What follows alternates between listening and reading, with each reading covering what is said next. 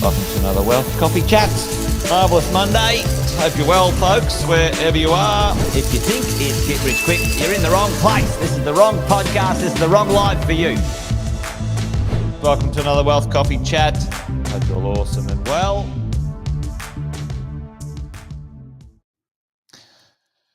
Good morning, good morning. How are we, folks? Good to see you. Welcome to Wealth Coffee Chat. Good to see you on this morning. Jeff, mate, howdy.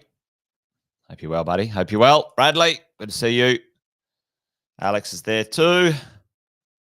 Kevin in the house. Good to see you, mate, all the way from Florida. Hope you're well, folks. Facebook user, whoever you are, wherever you're coming in from, good morning. Great to see you. Do the old bibs and bobs while we get things warmed up. Jason Witt's my name already. Most of you know that, but if you're brand new, like I say often, welcome. Thank you for joining, and let us know in the chat where you're coming in from. Good to have a newbie here. If that's you, welcome along. What do? We do this each day, 10 past 8. We try and, dig into some information, some facts, some fears, some pontifications about the idea of property investing and going the distance, folks. So welcome along. Hopefully that might be something interesting to you. So hang around. It's usually 15 to 20 minutes long. Sometimes I get a bit wound up and go a bit longer, but who knows? Morning, Justin. How are you, mate? Good to see you. Thanks for joining. This morning I thought we might talk about, some of the bigger picture about the idea of the types of property investing. And I think some of these actually aren't property investing. I'll talk about that in a minute. But often the idea property investing for me, folks, is a very simple one, right? Investing means you own something for an extended period of time. Now, there are many people that I meet who are in the world of sort of buy something for a bit and then sell it and turn it over and whatever. And I don't call that property investing, folks. I don't call that investing at all. I call that a business.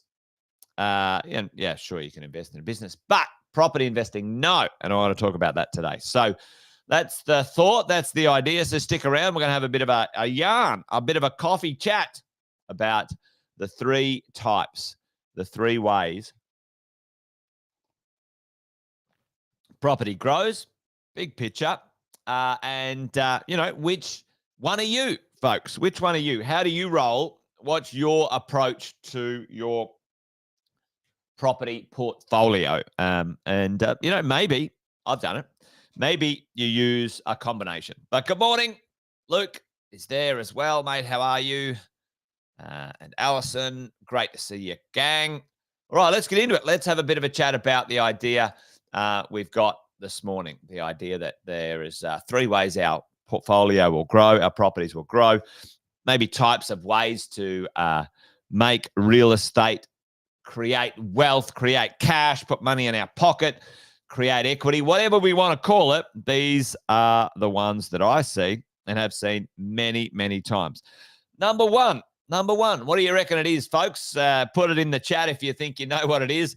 The first one here, I think the simplest one, the simplest idea when it comes to property investing, property ownership, using property as a vehicle for wealth, simple. The idea that it is buy and hold. Folks, it's as old as it's as old as the conversation can be. The conversation is around the idea you purchase something good and you keep it for an extended period of time. What's the period of time, folks, that I'm talking about? I'm talking minimum 15 to 20 years. And, if you want your properties to get some momentum, the idea of owning them for an extended period of time, is super powerful, folks. Super powerful. Can you buy something and hold it for that period of time? Now, let's talk about the pros and cons of this one. The pros and cons. What's the pros of this one? Well, I think it is the simple and the easiest conversation. It's the simplest, the easiest conversation when it comes to buying and owning some assets. The idea that you buy something that you like, that has got some features and some locations that we all believe that if we were living in that area, we would want. Like I'm a big fan of the idea that you don't buy something just based on the numbers. That's rubbish, complete rubbish. The numbers are important for sure, but Sam says this all the time. Where's the third space? Where's the extra amenities? Where's the livability? Where's the mobility of this property in the area? Because that's where the real wealth is, folks, especially medium to long term. Buy and hold, the simplest, the easiest. It's lending is simple. Lending is simple, folks. Lending is simple. It depends on how you own it. Tax deductions are pretty straightforward. Capital growth, cash flow, that takes time. Now, the cons on this one, folks. What are the cons? Chuck it in the chat if you want to. Well, this one, the cons, it takes time. It takes time, folks. It does. Doesn't take 1 or 2 years or 3 years or 5 years. You've done something amazing. Sometimes the timing of the market, your timing, just because you started when things were going your way, you might imagine you got your portfolio, you started your portfolio, 3 years ago at the start of COVID. Your values went up. Happy days. Yeah, dead right, Alison. Third space. You got to have something outside of the property, especially if it's apartment living. Where's that third space? Where's that accessibility? So time is an issue. Time. People who are not patient, it's a con. Sometimes cash flow is an issue. Sometimes it can be negative cash flow, folks. Buy and hold. It's a balancing act. And this is where the numbers do. It does make sense to check the numbers. Check in on those numbers. Make sure it's right for you.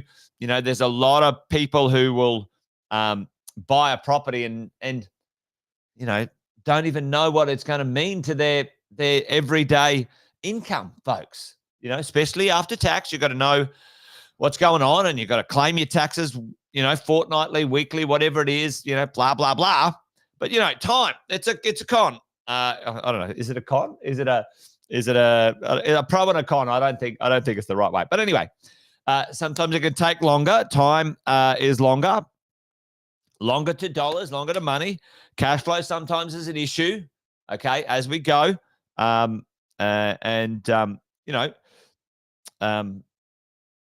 patience is probably the key here. But buy and hold, I'm a massive fan of buy and hold. Most of us, folks, should just master the buy and hold. Listen, if I was to analyze, I've got 10,000 clients over the last 22 years across Australia and New Zealand. If I grabbed all of their portfolios, I would say with a high level of likelihood, 99% of them have made all of their wealth by buying and holding a good piece of real estate. So I'm telling you, folks, it's the simple one, but it takes time. All right. Who wants to speed it up? Like if can we do some type of purchasing and doing something to the property. Let's look at the next one. So buy it, eventually hold it, but what do we do in the middle? What do you guys think here? Yeah, that's right, Marcus. Yep. Takes time, bit of maintenance. Yep. Tom, you're right. There's maintenance involved, and sometimes the debt's high. You're dead right. Okay, so this other one. So you got maintenance, the debt is high, and it takes time, right? Okay. What do you think the next one is? This next layer, it can and it can happen faster. This next layer often. And what makes the value of this thing go up? Well, it's market forces. Okay, market forces. Yeah. We're not in charge of those market forces, are we? Once we've purchased the property, and that's probably a con. And that's probably a function of time. The buy and hold, just simple, buy it and keep it. The market has to do its thing, and the market does up and downs, and we over time, it's a trajectory which is upwards, but sometimes it goes up and down. All right, now let's have a look at the next layer, the next type of deal. Buy, do something, and hold. What do you think that is, folks? Chuck that one in there. Yep, renovations, absolutely. So add some value, folks. Add some value. Now, 100%, Tom's right. You can renovate. You can reno. You can, add a granny flat. You could, what else could you do in there? You could furnish, et cetera, et cetera. That's probably a small add value. Subdivision. Yep. There's a subdivision there for sure. So subdivide and maybe build another dwelling. All of those sorts of things. So this one, nothing wrong with this one at all. I think it's fabulous. You buy something, add some value, and that can accelerate its value. It can accelerate unlocking the money that you put in, folks, because if you put cash into a deal, you want that cash back. Now, ultimately, and this is what a lot of investors, there we go. We've got someone all the way from Slayford. Is that how you say it? Sleaford. Good morning, all the way from SA. Great to have you on the coffee chats this morning. If you put money into a deal, folks, if you put 100K into a deal, once that 100K has been returned to you. Now, this is what a lot of people don't realize. Once the property has grown in value significantly enough to give you that $100,000 back, and you have no money in the deal, folks, there's not one red cent in that property and you still own it, what's your return on investment? Tell me in the chat, folks. If you have $0 in and you are getting a return, rent, tax deductions, capital growth, if you're getting a return, you got 0 in and you're getting a return, what's your return on? Do the calculation. Tell me the number, folks. 100%. I think, well, once you've got the cash back, that's 100% return on your cash, Luke, for sure. And then from that point onwards, now you might need to check my math on it, folks. But once you've got your money back, all your money's, it's an infinite return, isn't it? Because you've got nothing in and you're getting money out. Yeah, unlimited. There you go. So the point of the property is what many of us don't realize is once we put the money in, we think, oh, it's gone. No, it's not gone. Once the property goes up in value, whatever money you put in, you take back. Now, for most of us, we'll roll it to the next deal because we're in acquisition mode. But if you buy, add value, and hold that property, unlocking that equity and rolling to the next deal or getting that money back can happen faster. All right. So a pro on this one is the time is faster.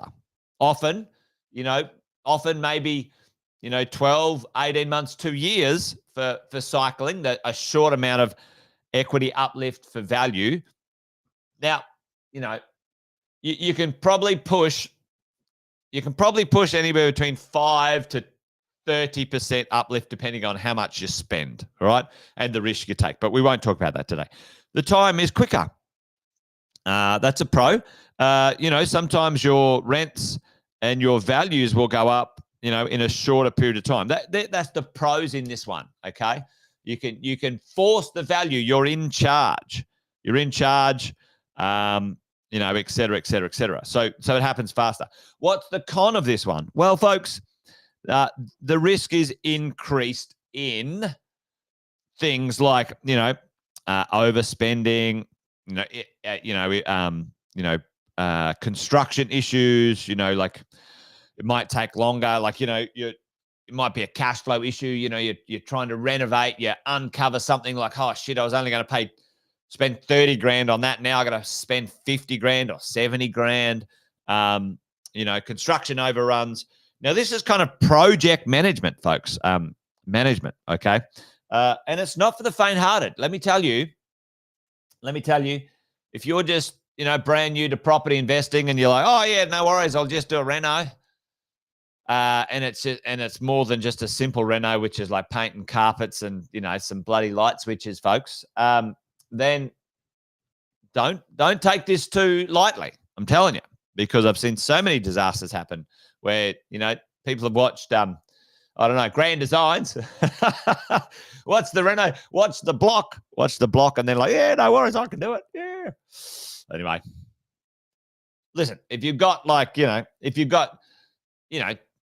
full-time job, you got children, you got a partnership, a partner, life, marriage, whatever it is, and you got children and a hobby, I'm telling you, taking on renovations and construction jobs as you, I can give that a miss. Anyway, get someone else to do it if you've got the project's worth it. Just buy something you don't have to muck around with. I like that one. Most of my clients buy stuff that's new, all done and dusted. Happy days. Right. The buy and hold, add value. Awesome strategy. I love it if you're good at that stuff. And what's the last strategy? Buy something and something. Data trading, not a bad idea, Alison. Not a bad idea. There you go. So buy it and then do what, folks? What do you think that last one at the top is? This is the creme de la creme. This is where the big dogs play. This is the big end of town. What do you reckon that is? And I mean, listen, we can all do it too. But it just depends. What do you think? Yep, development. Exactly, Marcus. Yep. Buy, develop, and sell. Yep, perfect. Luke, development, subdivisions, yeah, for sure. You could, buy something and turn it into a duplex. That's a small one. But the interesting thing here is the sell part, folks. Okay. So what are the pros? Well, you can make some damn fine coin, folks. This is great cash flow, right? If you can do it. Okay. You can increase your cash reserves quite quickly. And, happy days. Sometimes, this is what I do now. I buy, develop, sell most of them and keep one, right? That's what I do now. And then I'm a bit obsessed with buying other properties that are really good all the time too. So I think I need to go to Properties Anonymous. But cash flow, great cash flow. That's a pro. You can get things rolling. What is the con on it? What's the problem? Well, it's a much higher level of risk, folks. Much higher level of risk. Yep, everyone wants to be a developer. Exactly, Tom. Yeah, listen, well, I tell you what, over the 20 years, yep, exactly. Risk is high, folks. Risk is high. You've got to put a lot of cash in. Lending. Lending is expensive, costs a lot of money. Okay. Yeah, Luke, absolutely. If you can get a piece of the pie with some other stuff, and that's part of what part of learning over the years is that you can get involved with some of these things with some cash and not be the developer, and get a good return along the way too. So there you go. Lending a lot of dollars, and there's a whole level of skill in this. You really got to project manage, et cetera, et cetera. So, and sometimes the time can blow up. We had a couple of deals in COVID, and one still going now, was meant to finish in sort of 18 months, and it's been 3 years. Got caught up in COVID, got caught up in council issues, all those sorts of things. That's the risk, folks. That's what happens with these things. However, is it worth it? Yeah, you can get great chunks of cash and turn it into cash flow. Okay. Yep, there you go. Yeah, you're right. I think you're right, Alison. Positive is Properties Anonymous. All right. So there you go. Does that make sense? The simple, straightforward stuff. Buy and hold. Buy, add some value, and hold it. Buy, add some value, probably, and sell it. Like you could talk it that way too. For you, where are you at? What's your version of the world? Most of us start out in the buy and hold world, and we may graduate or push into the buy, add value, or the buy, develop, sell at some point in the future. Yep. Either do it ourselves, or like Luke said, get involved in some of the joint ventures and someone else does it, and you get a bit of a return based on your cash involved in the deal, which is good too. But anyway, there you go, folks. That's it for today. Wealth Coffee Chat done and dusted. There you go. Now listen, tomorrow,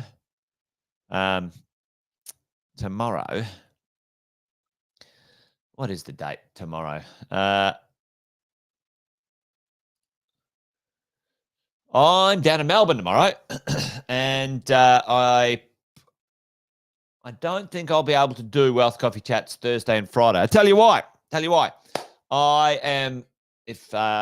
commentating the Olympic qualifying climbing competitions in Melbourne for the Australian Olympic positions. So there you go. Don't know if anyone knows that, but I do a bit of commentating and live streaming climbing competitions around Australia on the side, just for fun. But I'm away, and you might be able to catch it on KO, Australian Sports Climbing YouTube, and on the IFSC, International Federation of Sports Climbing. There you go. Anyway, so I'll have a few days off. I'll have a couple of days off, folks. So there you go.